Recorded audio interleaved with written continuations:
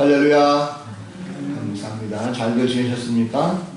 네, 얼굴 뵈니까 잘들 다 지내신 것 같아요.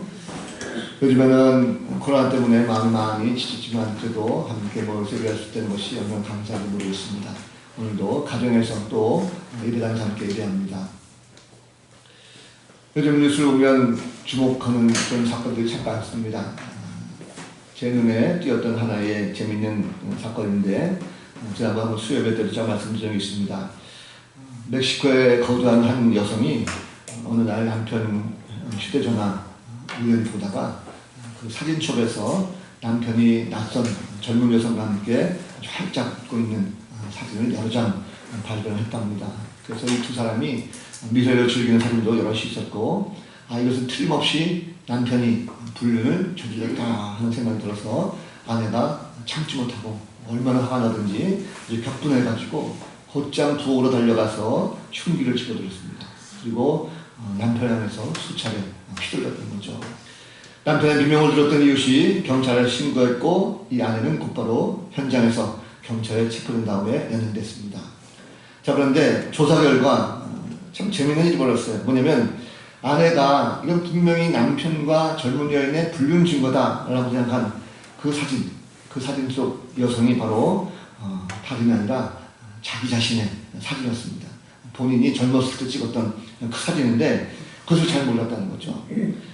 사진 속의 여성이 너무나도 어리고 너무나도 예뻐서 과거의 자신의 모습인지 몰랐다라고 하는 것입니다. 그래서 남편에게 물어봤더니 남편이 지금의 아내를 가만히 보니까 그전하고 너무 다르다는 거죠. 전에는 아주 예쁘고 날씬하고 그리고 아주 좋았었는데 지금은 굉장히 그때보다 좀 떨어진 것 같아서 내가 좀 더 과거를 추억하려고 사진을 좀 이렇게 수정해서 간직하게 됐다라고 하는 그런 설명이 있었습니다. 우리가 항상 보면 대충 뭘 이렇게 보다 보면 쉽게 놓치는 것이 많이 있습니다. 그래서 때로는 이와 같이 큰 사고를 당할 때도 마찬가지죠. 신앙생활도 마찬가지입니다. 우리가 대충 하는 것이 없습니다. 우리가 어차피 신앙생활 할 거라면 대충 하지 말고 확실하게 하는 것이 좋다는 거죠.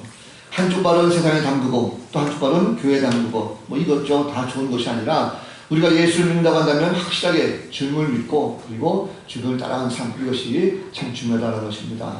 오늘도 주님 하신 말씀 가운데 주목하시고 우리가 어떻게 하면 삶을 잘 살아갈 수 있을까, 그 열쇠 찾는 복된 시간 되시기를 주님의 이름을 간절히 축원합니다. 자, 또 하나 사실이 있는데 국제 컨설팅 업체 보스턴 컨설팅 그룹이라는 그룹이 최근 발표한 세계 인재 분석이라고 하는 보고서가 있습니다.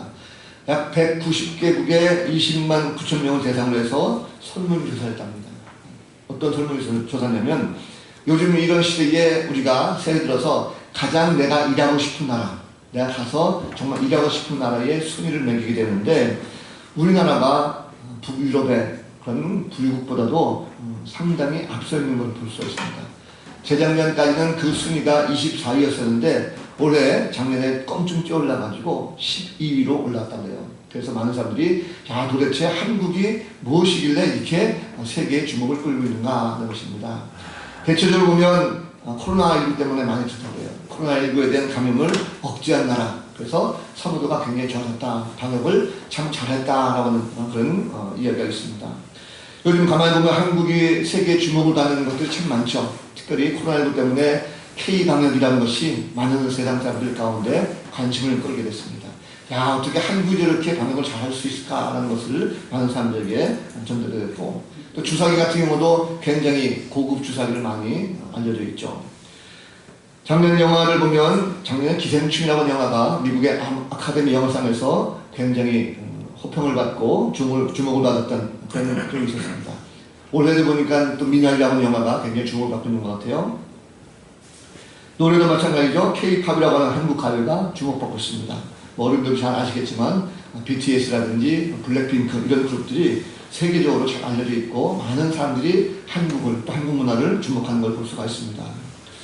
주목받는다는 건 참 좋은 것을 주목받으면 얼마나 좋겠습니까? 그러나 나쁜 것을 주목받으면 또 그 부정은 없을 것입니다. 오늘 말씀에도 보면 주목받는 사람이 나옵니다. 오늘 본문에 보면 나면서부터 걷지 못했던 이 사람, 성전 미문에서 구걸하면서 겨우 생계를 유지했던 이 한 장애인을 고쳤죠. 그래서 걷게 해줬던 베드로와 요한을 사람들이 주목하기 시작합니다.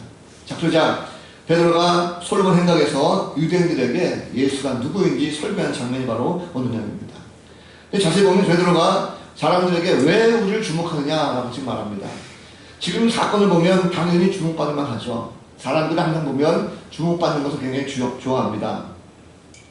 아니, 인생이라고 하는 자체가 사람은 살면서 무엇을 주목하기도 하고 또 누구로부터 주목을 받기도 합니다. 이것이 본능이죠. 예를 들면 어린아이 보십시오. 어린아이들은 엄마의 본능적인 주목을 받기로 합니다. 그래서 우는 거죠. 학생들은 학교에서 선생님의 주목을 받기로 합니다. 그래서 공부 열심히 해가지고 공부 잘하는 친구, 선생님들의 주목을 받습니다. 혹여 공부를 좀 못한다 할지라도 운동이라든지 봉사 같은 걸 많이 해서 선생님들의 주목을 받으려고 하는 그런 친구들이 많이 있습니다. 청춘 남녀들 보면 이성에게 주목받고 싶어 하죠. 사랑하는 남자, 사랑하는 여인에게 사랑받고 싶어서 주목받고 싶어가지고 굉장히 노력하는 경우가 많이 있습니다. 연예인들 보면 팬들에게 주목받기로 원하고 또 사회생활하는 많은 직장인들을 보면 직장에서 상사들이라든지 혹여 사장님들에게 인정받고 그리고 뭔가 출세하려고 주목받으려고 하는 그런 경우가 참 많습니다. 가만히 보면 사람들은 성공할 가능성이 많은 것들, 출세하기 쉬운 것들에 대해서 주목을 가지고 관심을 가지고 오는 이런 경우가 참 많습니다. 그러다 보니까 그것은 어쩔 수 없는 본능이죠. 우리의 마음속에 뭔가 잘하고 싶은, 출세하고 싶은, 성공하고 싶은 이것이 바로 본성입니다. 자, 그런데 세상 사람들 보면 이 모든 것을 보면 결국은 삶의 성공 요소들만 주목한다라는 볼 수가 있습니다. 믿음이 없는 사람들은 결국 자신의 출세, 성공 이것들을 바라보게 되는 거죠. 정작 그것을 이루어주시는 분은 누굴까라는 것을 주목하지 못하고 있습니다. 자, 믿음이 없으면 진정을 바라봐야 될 것을 바라보지 못합니다. 베드로가 걷지 못한 장애인을 일으켰을 때에 사람들은 능력을 주셨던 그 예수님을 바라보지 못하고 주목하지 못하고 베드로에게만 집중했습니다. 오늘은 성도들 마찬가지죠. 성도들도 신앙생활하면서 우리가 무엇에 주목을 하고 있습니까? 요즘 보면 코로나19가 장기적으로 진행되고 있어서 많은 사람들이 관심 가지고 주목하고 있는 것이 백신입니다. 백신을 언제 맞는가? 어떤 백신을 맞는가? 치료제가 얼마나 되는가? 빨리 보급되어져 가지고 내가 빨리 맞고 코로나에서 벗어나야 되겠다는 그런 마음을 가지고 매일매일 주목하고 있습니다. 오늘도 일어나자마자 확인한 것이 무엇입니까? 오늘은 확진자가 몇 명 나왔을까? 확진자 숫자에 굉장히 많이 주목을 하고 있죠. 확진 숫자가 많이 생기면 걱정하고 줄어들면 또 안도하는 것이 우리의 모습입니다. 자, 그런데 우리가 눈에 보이는 이런 많은 질병들, 사건들, 사고 이런 것들에 주목하면서 이 세상을 주관하시는 바로 하나님 앞에 우리가 얼마나 그걸 주목하고 있는가 하는 것입니다. 우리의 믿음 생활은 얼마나 관심을 가지고 영적 생활에 얼마나 많이 주목을 하고 있습니까? 우리가 지난 1년 동안 긴 시간 지나면서 코로나에 시달렸습니다. 피폐해진 삶 가운데 헤매다 보니까 어느덧 우리의 예배 생활 이것이 굉장히 무뎌진 모습을 발견하게 됩니다. 비대면 예배라는 것이 굉장히 자연스럽게 익숙해졌죠. 이제는 교회에서 아니라 가정에서 예배드리는 것도 굉장히 익숙해졌습니다. 주중 예배라든지 모임에 대해서 별로 관심이 없어졌어요. 영적인 것보다는 육적인 것, 다시 말하면 세상 가운데 더욱더 중요한 것을 주목하게 됐습니다. 어쩌면 이것이 우리 가운데 자연스럽다라고 할 수 있겠죠. 인간은 죄인입니다. 죄를 범하면서부터 하나님의 품을 떠나게 되었고 스스로 죄의 굴레 속에서 들어가다 보니까 이익을 찾아 헤매는 그런 존재가 더 많았습니다. 그래서 사람들은 자신이 주목하고 있는 것에 대해서 굉장히 관심을 가지고 있습니다. 그래서 우리가 그것이 변해서 집착을 하는 경우가 참 많다는 거죠. 그뿐만 아니라 주목받기 위해서 많은 일을 저지릅니다. 남을 생각하지 않고 자신의 욕망에 사로잡혀서 시작하는 걸 볼 수가 있습니다. 사탄이 이것을 교묘하게 이용합니다. 그래서 진정을 주목해야 되는 것을 모르고 엉뚱한 것을 주목하는 그런 인생들을 찾아가지고 죄의 구렁에 빠지게 만드는 것이 바로 사탄의 계략입니다. 주중에 인터넷 검색 1위 가운데 보니까 부산에서 한 남자가 짧은 속옷 차림에 한 카페에 나타나가지고 논란이 된 적이 있습니다. 자신을 드러내기 위한 것이요. 많은 사람들 가운데 주목을 받기 위해서 관심을 끌기 위한 하나의 행동이 아니겠나 생각됩니다. 이건 잘못된 것입니다. 그렇다고 하면 우리가 믿는 사람으로서 우리는 무엇에 관심을 두고 무엇을 주목해야 될 것인가? 오늘 베드로는 당연히 이 사건만 보면 그가 주목받을 만합니다. 어마어마한 기적을 나타냈으니까 주목받을 만합니다. 그런데 오히려 왜 우리를 주목하느냐라고 해서 그 주목해야 될 대상이 다르게 있다라고 말씀하고 있습니다. 자, 그런데 가만히 보면 이것이 주님께서 하나님께서 이 사건을 통해서 유대인들을 구원하시기 위한 하나의 구원 계획이 거기에 담겨있다는 것을 볼 수가 있습니다. 바로 하나님께서 이들을 바로 베드로를 주목하게 만드셨다는 거죠. 내용을 보면 오늘 보니까 가장 먼저 우리가 관심을 가져줄 것이 뭐냐면 베드로를 통해서 기적을 경험한 사람입니다. 예수님께서 베드로를 통해서 기적을 베풀으셨죠. 유대인들이 보았습니다. 분명히 눈으로 봤습니다. 나면서부터 한 번도 걸은 적이 없었던, 우리 40년 동안 한 번도 걸은 적이 없어서 늘 거림처럼 행동했던 그 사람이 지금 눈앞에 걷고 있습니다. 뛰면서 하나님을 찬양하고 있습니다. 이게 어떻게 된 일입니까? 불과 몇 시간 전만 하더라도 분명히 성전 미문 앞에서 구하고 있었습니다. 그런데 지금은 완전히 딴 사람이 됐어요. 도대체 어떻게 된 것인지 너무나 궁금했습니다. 자, 그러자 예수님께서 이 유대인들에게 한 사람을 먼저 주목하게 하십니다. 그 사람이 바로 나은 사람이죠. 오늘 우리가 먼저 가장 주목해야 될 사람은 바로 베드로를 통해서 나음을 받은 바로 이 나은 사람입니다. 자, 그는 자신을 걷게 된 베드로를 떠나지 않았어요. 오늘 말씀 보니까 11절 말씀 보면 그는 베드로를 붙잡았다라고 말씀하고 있습니다. 베드로가 요한을 왜 붙잡았을까? 우리 생각에는 당연히 맞죠. 아, 그래, 이 사람은 자기가 평생도록 걷지 못했던 그 삶 가운데 베드로가 나를 고쳐줬으니 이건 얼마나 감사한 일입니까? 그를 붙잡고 감사의 인생도 될 것이고 내가 어떻게 고침받았는지 다시 한번 좀 물어봐야 될 것이고 이런 건 마음이 아마 있지 않겠는가 생각이 듭니다. 자, 그런데 내용을 가만히 보니까요, 그가 그것 때문에 그 베드로를 붙잡은 것이 아니었어요. 오늘 말씀 보니까 자신이 주목해서 본 것은 베드로였습니다. 그런데 그 마음속에 이 사람은 믿음을 가지고 있었다는 것입니다. 자, 어떤 믿음입니까? 바로 자기가 주목해서 본 것은 베드로지만 그의 손을 통해서 역사하신 바로 예수 그리스도의 모습, 그 모습에 더욱더 주목하게 됐다는 것입니다. 자, 지금 이 사람은 베드로를 붙잡고 있지만 실상은 베드로를 붙잡는 것이 아니라 바로 베드로를 통해서 역사하신 예수 그리스도를 그가 붙잡고 있다는 것입니다. 그의 감사해서 혹은 길을 방해해서 붙잡는 것이 아닙니다. 그것은 바로 자신에게 기적을 해내주신 바로 예수 그리스도를 붙잡는 것입니다.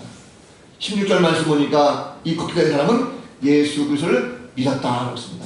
그 이름을 믿음으로 그 이름이 너희가 보고하는 이 삶을 성하게 하리나니, 바로 이 사람은 자신을 붙잡고 있었던 베드로의 손에서 예수 그리스도의 능력을 경험했고 그 능력 가운데 바로 예수 그리스도를 반드시 붙잡는 이 삶 가운데 믿음이 없어 있었다는 것입니다.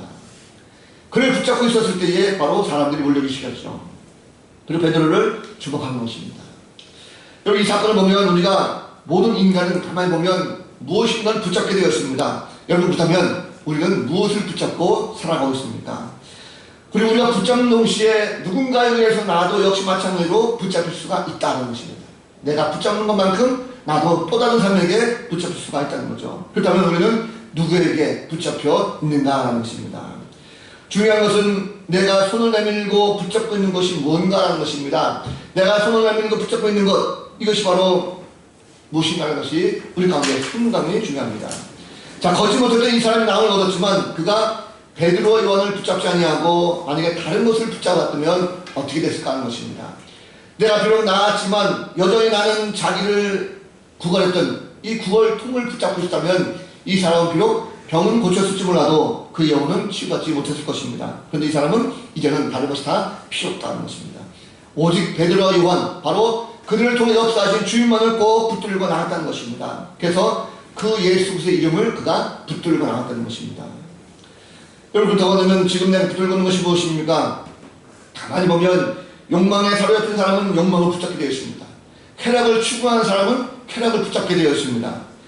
그런데 나를 붙드는 사람도 나와 똑같은 사람입니다. 내가 남의 것을 붙잡듯이 나를 붙잡고 있는 사람도 마찬가지로 내가 붙잡는 것을 그 사람도 바로 붙잡고 있다는 것입니다. 내가 영광에 추구하고 쾌락을 추구하는 사람이라고 한다면 나를 붙잡는 사람도 그런 모습을 가지고 나를 붙잡을 것이고 그런 사람이 나를 찾아올 것입니다. 결국 내가 누구를 붙잡는가, 또 내가 누구에게 붙들리는가, 이것은 상당히 우리 가운데 중요하다는 것입니다.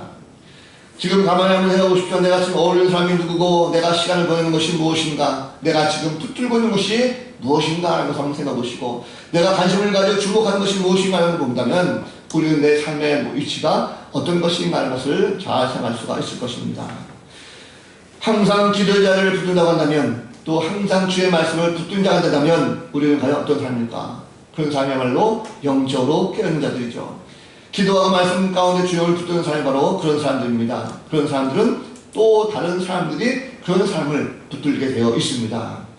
자, 사순절을 보내고 있습니다. 나는 지금 무엇을 붙들고 있는지, 누구에 의해서 붙들림을 받고 있는지 다시 한번 우리 신앙을 점검해 볼 수 있는 귀한 성도가 되시길 간절히 바랍니다. 자, 베드로가 이제 그들에게 설교합니다. 유대인들은 예수님에 대해서 알지 못했어요. 베드로는 자신을 주목하는 유대인들에게 아브라함과 이삭과 야곱의 하나님께서 이스라엘 백성들을 구하시고자 약속하신 메시아가 바로 예수 그리스도다라고 선포하고 있습니다. 자, 자신에게 주목하고 있는 모든 사람들의 시선을 바로 예수님을 주목하도록 돌려주는 거죠. 자, 그런데 베드로는 이 믿음이 없는 유대인들이 바로 예수를 죽였다라고 선언하고 있습니다. 상당히 이것은 위험한 발언이죠. 왜냐하면 자신들은 예수를 죽인 적이 없는데 왜 자신들이 주님을 따라가는 것입니다. 참으로 듣기 고운한 말입니다. 너희가 바로 하나님의 종, 생명의 주인 바로 예수를 죽였다라고 나왔습니다. 근데 거기서 끝나는 것이 아니죠. 비록 너희가 예수를 죽였지만 하나님께서 그를 다시 살리셨다, 부활하셨다는 것을 말씀하고 있습니다.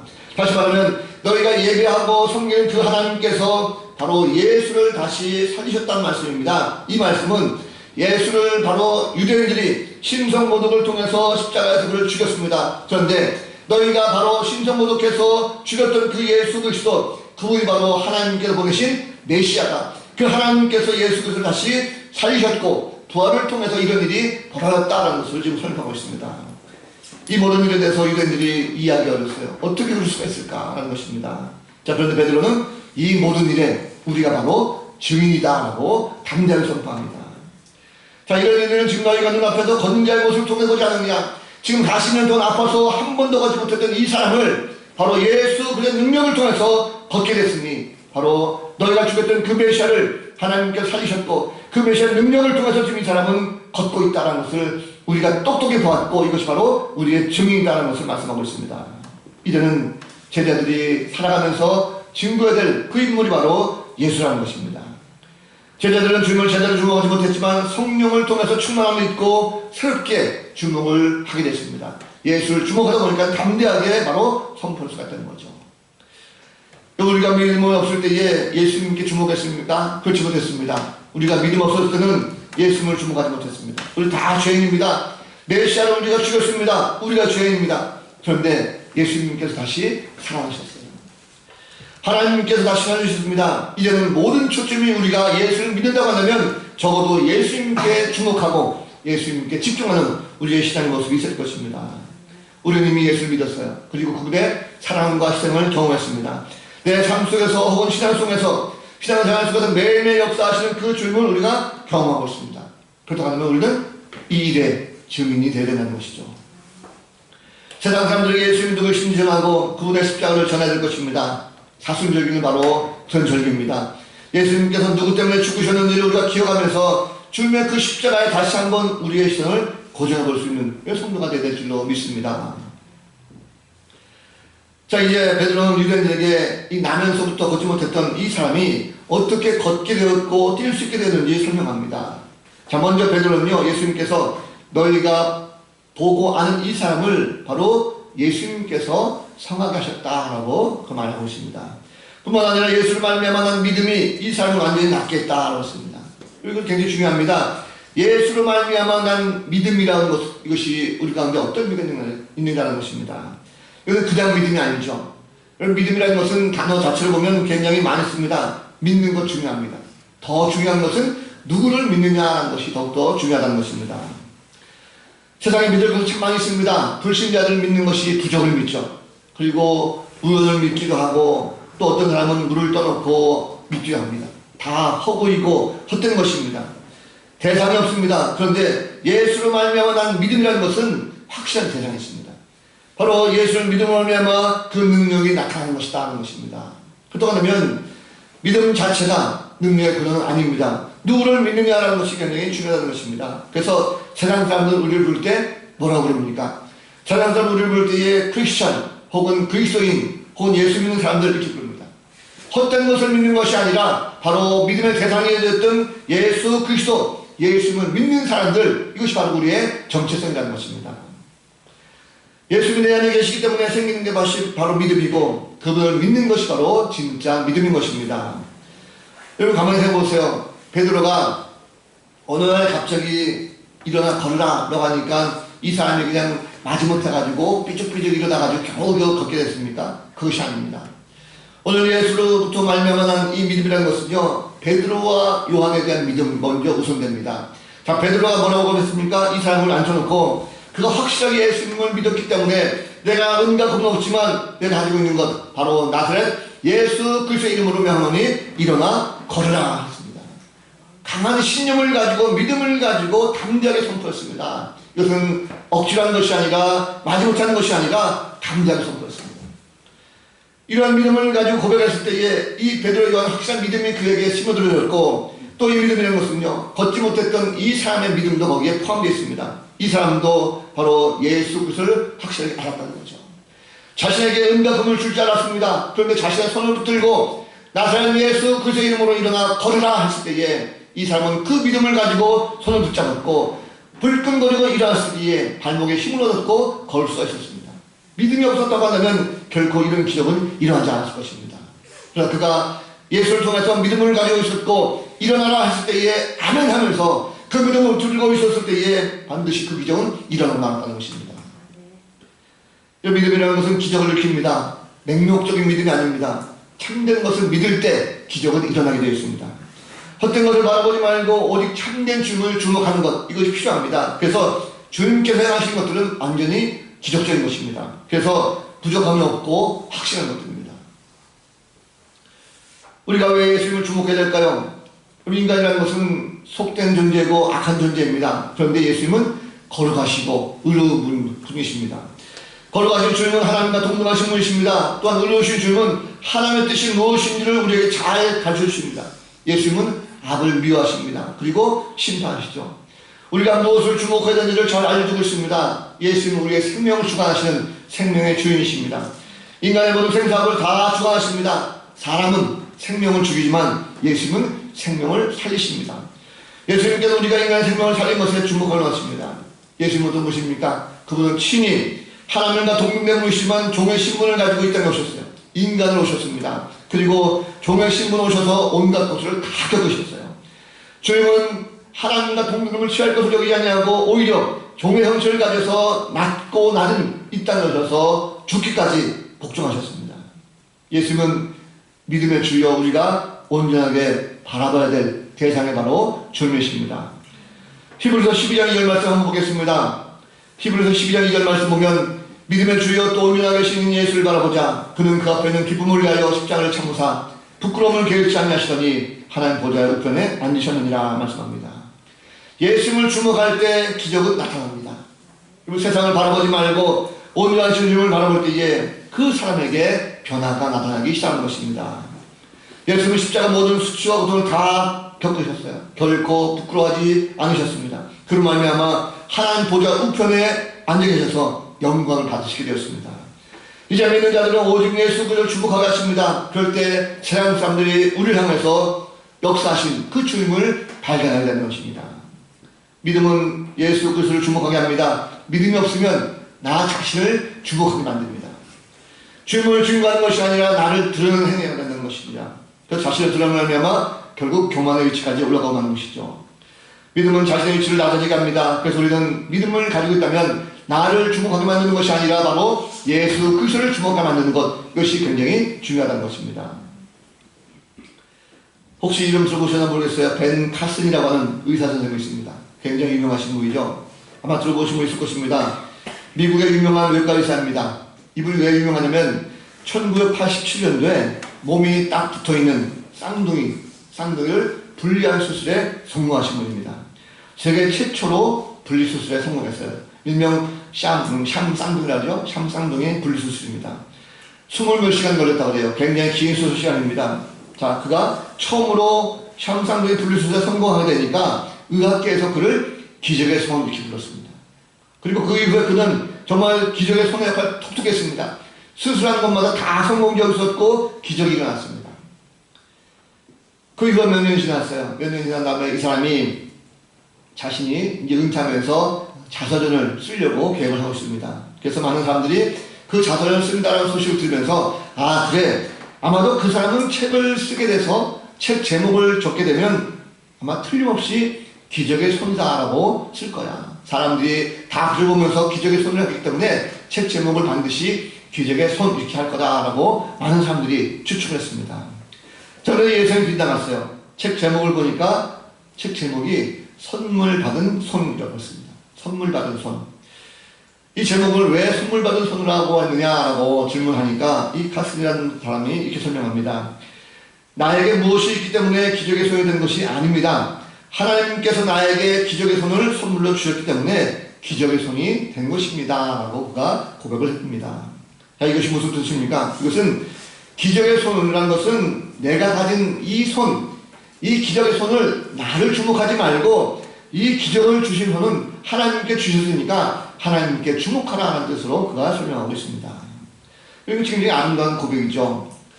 하나님께서는요, 예수 그리스도를 모든 만물 위에 뛰어나게 해서 그분을 주목하게 하셨습니다. 그렇기 때문에 우리가 적어도 믿음을 가지고 주님께 나아간다고 한다면 나의 모습보다도 나를 통해 역사하신 바로 예수 그리스도의 이름을 나타내고 그분의 모든 능력을 충만 우리가 바로 나를 드러내기보다는 예수 그리스도를 주목하도록 만드는 것이 더욱더 중요하다는 것입니다.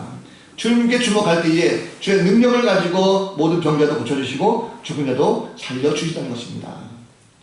사도 바울은 말합니다. 에베소서 1장 20절 이하의 말씀 보면 그의 능력이 그리스도 안에서 역사하사 죽은 자들 가운데서 다시 살리시고 하늘에서 자기의 오른편 앉으사 모든 통치와 권세와 능력과 주권과 이 세상뿐 아니라 오는 세상에 일컫는 모든 이름 위에 뛰어나게 하시고 또 만물을 그의 발 아래 복종하게 하시고 그를 만물 위에 교회의 머리로 삼으셨느니라. 우리가 예수 그리스도 통해서 주님은 이제 모든 만물이 그 발 아래 복종하게 하셨고 교회들이 바로 예수 그리스도를 통해서 하나 되는 이런 역사가 나타나게 됐다는 것입니다. 그럼 베드로와 사도들이 처음부터 이렇게 능력을 가지고 있었습니까? 그렇지 않습니다. 베드로와 사도들은 한때는 예수 그리스도를 제대로 주목하지 못했어요.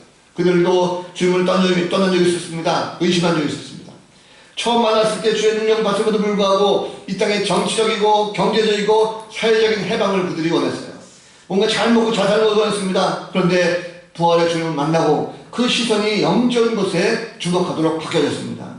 이제는 세상적인 것을 바라보는 것이 아니라 영적인 것을 우선적으로 주목하게 됐습니다. 그래서 그들 중에서 많은 사람들을 바로 돌아게 했고 주님을 주목하게 만들었던 것입니다. 아직 예수를 믿지 않고 인정하지 않는 사람은요, 세상에 헛된 것에 관심을 가지고 있습니다. 그것을 주목하게 되는 거죠. 그러나 믿음을 가진 사람은 반드시 세상의 모든 것을 주관하시는 바로 예수 그리스도를 주목하는 것, 그것이 더욱더 중요하다는 것입니다. 이 세상 사람들은 우리를 주목하고 있습니다. 왜 우리를 주목하고 있을까? 많은 사람들을 관계 속에서 우리를 주목하는 경우가 많습니다. 어찌 보면 내가 가지고 있는 모든 지식이라든지 내가 가지고 있는 물질이라든지 내가 가지고 있는 모든 권위라든지 이런 것 때문에 우리를 주목하는 것은 아닌지, 혹여 그런 것 때문에 우리가 붙들림 받은 것은 아닌지 한번 생각해봤습니다. 그럴 듯한 신앙생활, 확실하지 못하고 어영부한 나의 신앙생활 동안에 그 신앙생활 동안 붙잡고 있는 것은 아닌지, 우리 나보다도 먼저 생명의 주관자이신 바로 주님을 주목하도록 해야 될 것입니다. 그럴 때 진정한 하늘의 복과 땅의 축복도 누리게 될 줄로 믿습니다. 말씀을 정리해봅니다. 여러분, 예수님은 우리의 믿음이 더욱더 성장하고 성숙하도록 영적인 것을 주목하길 원하십니다. 그래서 세상을 바라보고 붙잡는 것이 아니라 오직 주의 것을 붙잡기를 원하십니다. 우리가 죄인이었다는 것을 확실히 깨달았다고 한다면 이제부터라도 주님을 바라볼 때에 다시금 부활의 능력을 통해서 우리가 새롭게 힘을 얻을 수가 있고 나갈 수가 있습니다. 온전한 믿음을 가지고 나가는 성도가 돼서 영원한 천국을 바라봐야 되는 그런 모습이 필요하다는 것입니다. 나의 세상적인 모든 부와 명예와 힘을 자랑하지 마시고 나의 신앙을 자랑하지 마시고 나를 바라보는 많은 사람들 가운데 나를 통해서 바로 주님을 주목할 수 있는, 주목을 주목하도록 만들 수 있는 그런 성도가 될 줄로 믿습니다.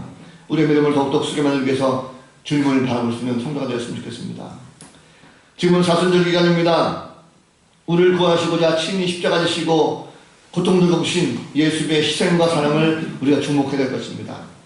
주님만을 온전히 바라보는 시간 되기 바랍니다. 지금 사순절 기간 특별 새벽기도 진행하고 있습니다.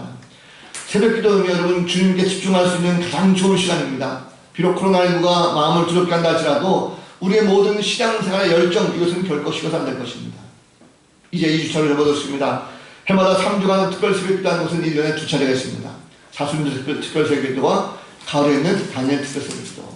그 기도는 우리가 새벽재단을 온전히 채우고 함께 주님을 주목할 수 있는 좋은 시간입니다. 그런데 코로나19의 우리 시간을 보니까 새벽재단이 참 많이 무너졌다는 것을 보게 됩니다.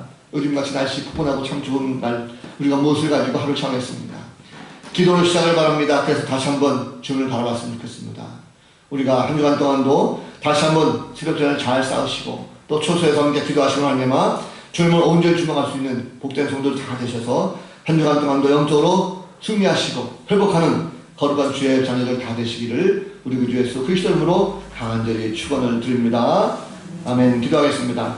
거룩하신 하나님, 베드로 요한이 자신을 바라보는 많은 유대인들에게 왜 우리를 주목하느냐라고 했던 것처럼 주목의 대상이 우리가 아니라 바로 주님이심을 믿습니다. 이제는 우리가 주님을 바라보고 많은 사람들이 주님을 주목할 수 있도록 만들어가는 주의 도구로 쓰임받게 하여 주옵소서.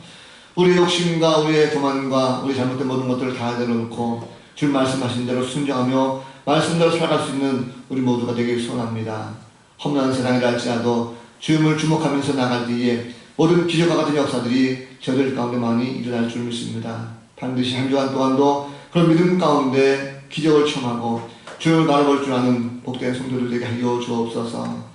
감사 찬양하옵고 살아계신 예수 그리스도 이름으로 간절히 기도하옵나이다. 아멘.